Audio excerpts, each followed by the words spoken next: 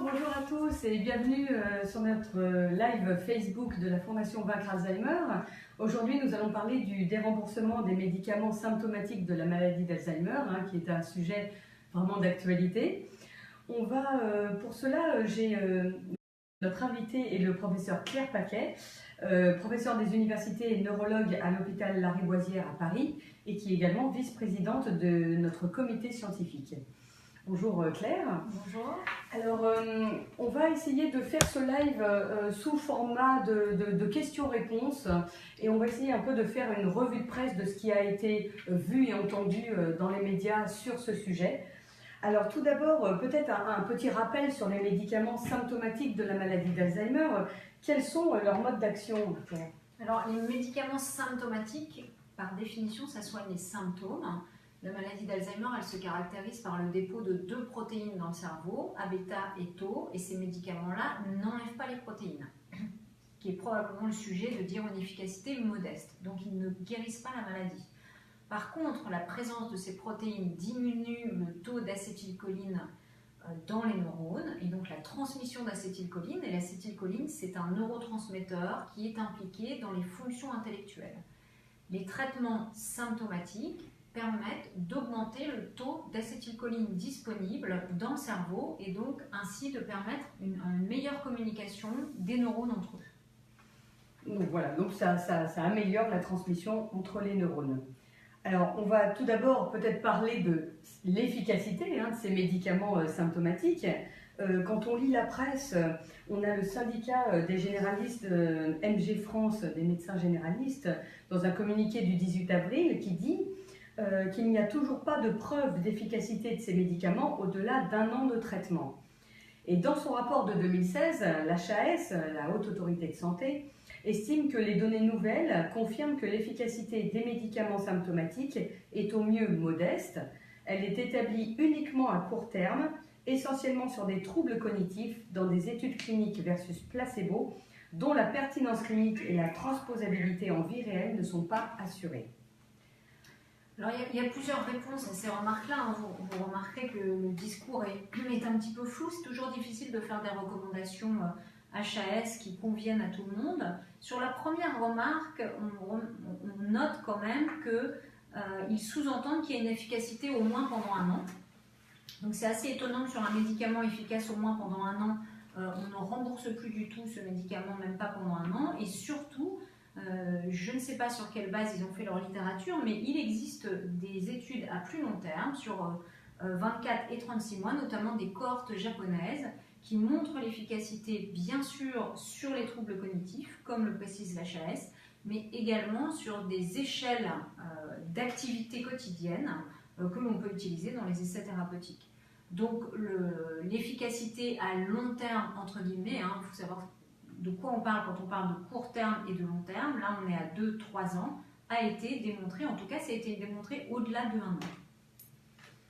Alors, on a aussi lu dans le Libération en 2015 que le gériatre Olivier Saint-Jean disait qu'il y avait juste des études à 6 mois contre placebo. Et que voyait-on? Sur une échelle de 1 à 70 de score cognitif, on comparait les deux groupes de malades. Il dit tous les experts disaient qu'il fallait un écart de 4 entre les groupes pour justifier de leur intérêt clinique. Aucun essai publié n'a jamais atteint ce score. Alors là encore, je vais reprendre ce que j'ai dit avant, il y a des études au-delà de 6 mois, bien plus longues que ça. Et puis, il y a une méta-analyse dans le Lancet, qui est un prestigieux journal en 2004, qui montre que les 3 médicaments anticholinésterasiques ont bien atteint ce seuil de 4. Et s'ils n'avaient pas atteint ce seuil de 4, de toute façon, ils n'auraient pas été validés par les autorités de santé, que ce soit françaises ou européennes. Donc la réponse est assez claire. Donc l'efficacité est démontrée. Qu'en est-il de la dangerosité de ces médicaments? Parce qu'on a entendu beaucoup de choses sur ces médicaments, notamment Bruno Toussaint, directeur de la rédaction de la revue Prescrire, qui sur France Culture a dit « Ces médicaments ne sont pas des placebos, ce sont des médicaments qui tuent ». Certes, ils ne tuent pas toujours et pas tout de suite, mais ce sont des médicaments qui tuent, comme le montrent les quelques études qui ont comparé les conséquences au-delà de 6 ou 9 mois de la prise de ces médicaments à celle d'un placebo. Et dans son rapport de 2016, l'HAS écrit que les données ont montré des effets indésirables pouvant altérer la qualité de vie et il pourrait être à l'origine de troubles graves pouvant entraîner le décès du patient. Alors, qu'en est-il du décès et de ces médicaments qui tuent? En tout cas, c'est très très alarmiste pour les patients qui sont complètement perdus, qui ont peur. Ça rompt le lien médecin-patient. Il est bien évident que si la communauté médicale dont je fais partie avait connaissance de tels effets secondaires et de tels risques pour nos patients, on n'aurait pas prescrit ces traitements. Et de même, les autorités, si elles avaient connaissance de tels risques, ils ne seraient pas non seulement déremboursés, ils seraient simplement interdits, comme l'a été le Diantalvic ou d'autres médicaments en leur temps. Maintenant, je voudrais juste préciser quelque chose qui a son poids, c'est que le directeur de l'Agence nationale du médicament, le docteur Martin, a répondu fin 2017 à une saisine qui avait été faite par Madame Touraine concernant ces médicaments.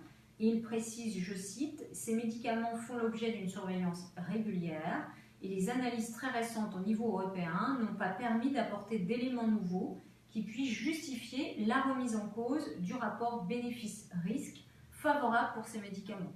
Il n'y a donc aucun signalement de pharmacovigilance sur le plan national ou sur le plan européen.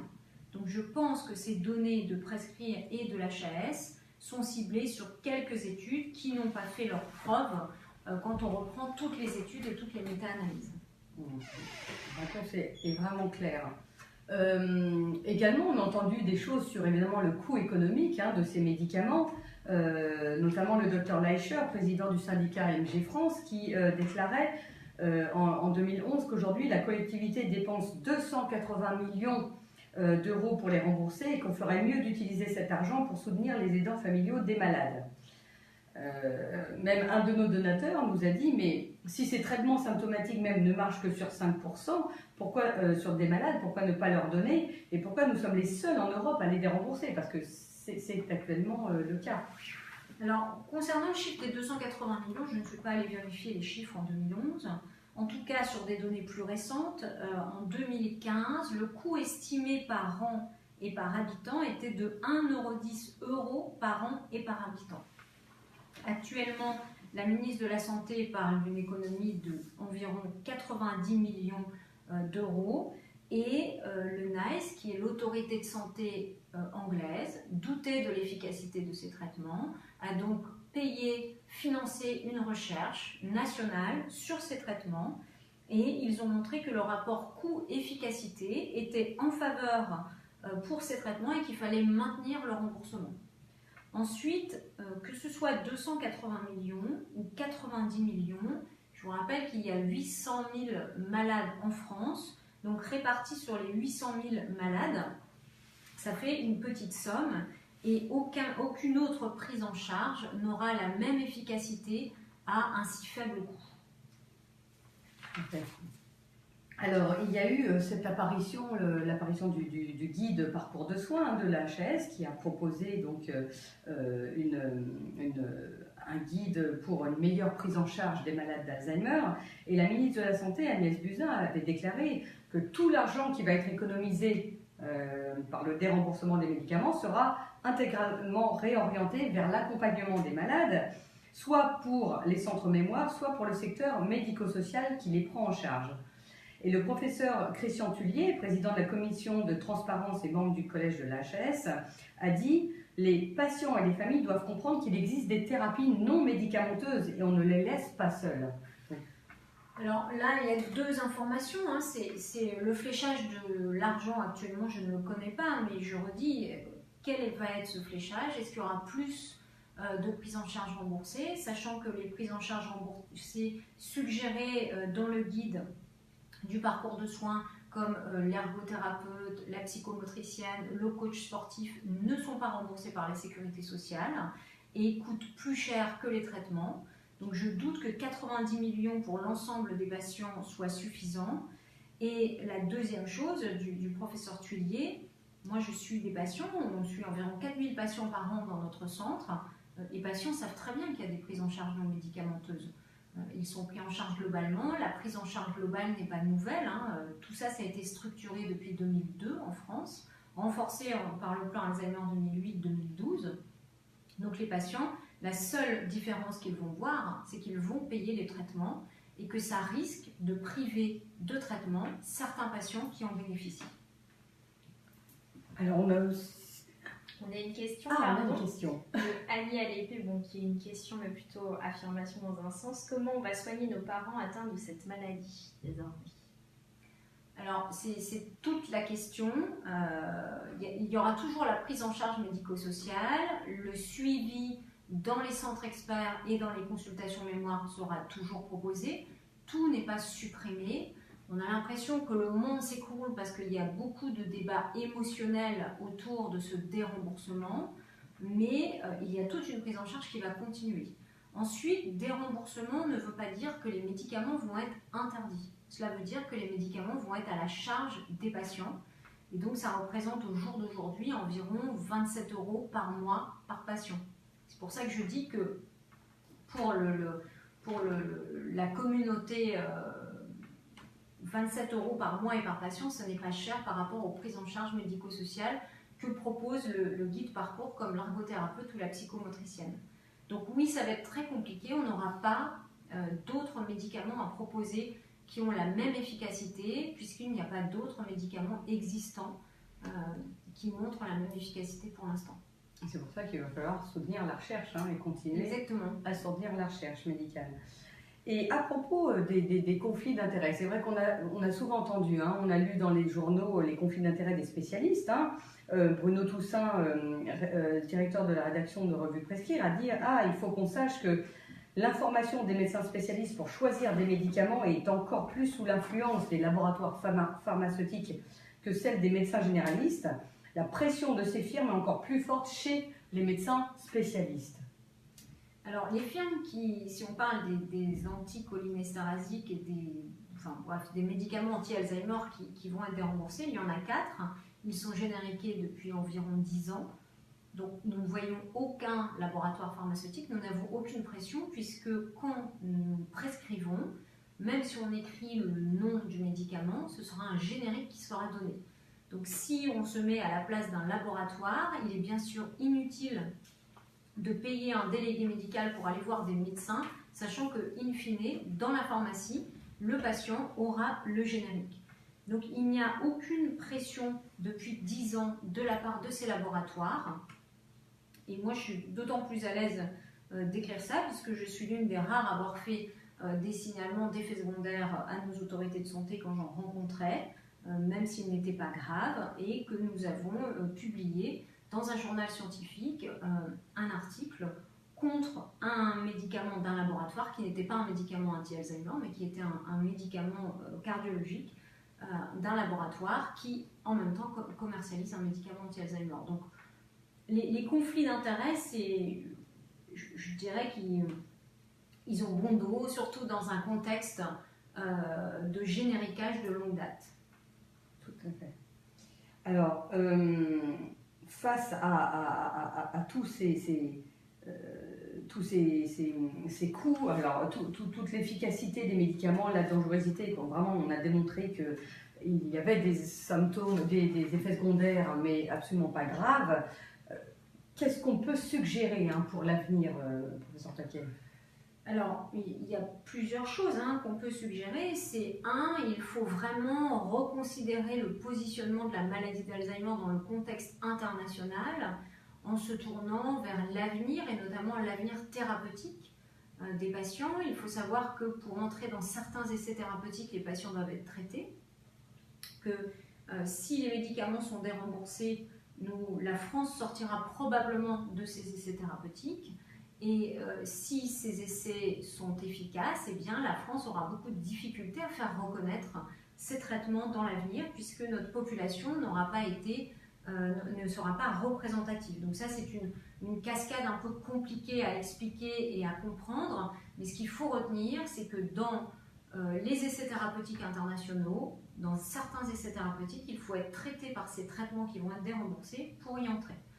La deuxième chose, c'est qu'il faudrait intégrer les données récentes pour parler de ces traitements. Je pense qu'entre la pratique tous les jours de la médecine générale et la pratique des centres experts, il y a un décalage sémantique et nous ne parlons pas tout à fait de la même chose. Moi, quand je parle de maladie d'Alzheimer, je parle beaucoup de patients ayant moins de 75 ans, ayant des troubles de la mémoire assez légers, qui répondent très bien aux anticholinésterasies, qui les tolèrent très bien. Il est bien évident que ça n'est pas la même chose qu'un patient qui a plus de 90 ans, qui est polypathologique, qui est très dépendant, où là, bien sûr, il faut se poser la question de l'intérêt des traitements. Donc je pense qu'on ne parle pas tout à fait de la même chose et qu'il faudrait reconsidérer ces traitements au vu de, un, des nouveaux critères de 2011, et deux, au vu que ces traitements sont plus efficaces dans d'autres maladies comme la maladie à corps de Lévy, et les médicaments vont être déremboursés pour ces patients-là, alors que l'analyse scientifique sur la maladie à corps de Lévy n'a pas été faite par l'HAS. Donc c'est un déremboursement qui va priver des patients qui en tiraient un bénéfice. Et le deuxième point à suggérer, c'est que, on en a un petit peu parlé, sont les liens d'intérêt avec l'industrie pharmaceutique. Dans l'analyse des liens d'intérêt, on ne tient jamais compte de l'expertise. C'est-à-dire qu'on choisit un dit expert, enfin un médecin, parce qu'il n'a pas de lien d'intérêt, mais on ne vérifie jamais son niveau de connaissance de la maladie. Donc je pense que l'intégration d'un rapport niveau d'expertise, lien d'intérêt serait nécessaire. C'est vraiment extrêmement intéressant et si vous souhaitez vraiment soutenir tous ces points de suggestion qui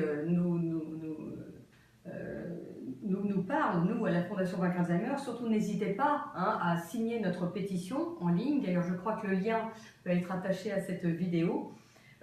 Parce qu'on souhaite vraiment soutenir cette reconsidération de l'avenir thérapeutique de nos patients et soutenir encore la recherche sur ces médicaments parce que je pense qu'elle n'est pas finie et qu'il faut absolument continuer à soutenir cette recherche médicale pour en savoir plus et évidemment développer de nouveaux traitements. Merci beaucoup, professeur Claire Paquet. Et s'il y a d'autres questions, n'hésitez pas et n'hésitez pas à les poser en différé. Nous y répondrons sans aucun problème. Merci beaucoup et à très bientôt. Au revoir.